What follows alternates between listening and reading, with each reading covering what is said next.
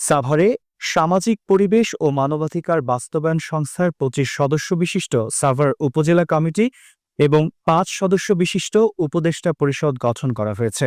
এ উপলক্ষে শুক্রবার সন্ধ্যায় সাভার থানা রোডে অবস্থিত লঞ্চনাস রেস্টুরেন্টে কমিটির পরিচিতি সভা ও ইফতার মাহফিলের আয়োজন করা হয়। গত শনিবার সাভার উপজেলার এই কমিটি এবং উপদেষ্টা পরিষদ অনুমোদন করেন সংস্থাটির মহাসচিব নূর হাকিম। সভাপতি অ্যাডভোকেট রিয়াজ ইসলাম পরশ ও সাধারণ সম্পাদক বাবুল মণ্ডল মনোনীত করে ২৫ সদস্য বিশিষ্ট এই কমিটির অনুমোদন দেয়া হয়। ১৪ মার্চ ইফতারের পর আলোচনা সভা ও দোয়ার মাধ্যমে এই কমিটির পরিচিতি সভা অনুষ্ঠিত হয়।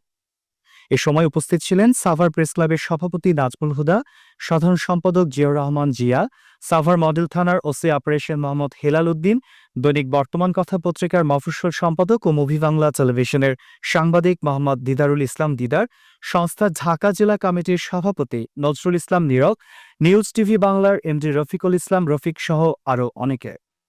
উক্ত পরিচিতি সভায় সকলে সম্মত হয়ে এবছর কমিটির মাধ্যমে বিভিন্ন জাতীয় দিবস পালন, দরিদ্রদের মাঝে ঈদ সামগ্রী বিতরণ, শীতবস্ত্র বিতরণ, বৃক্ষরোপণ, পরিষ্কার পরিচ্ছন্নতা ইত্যাদি বিষয়ে কাজ করার জন্য সম্মত হয়েছেন।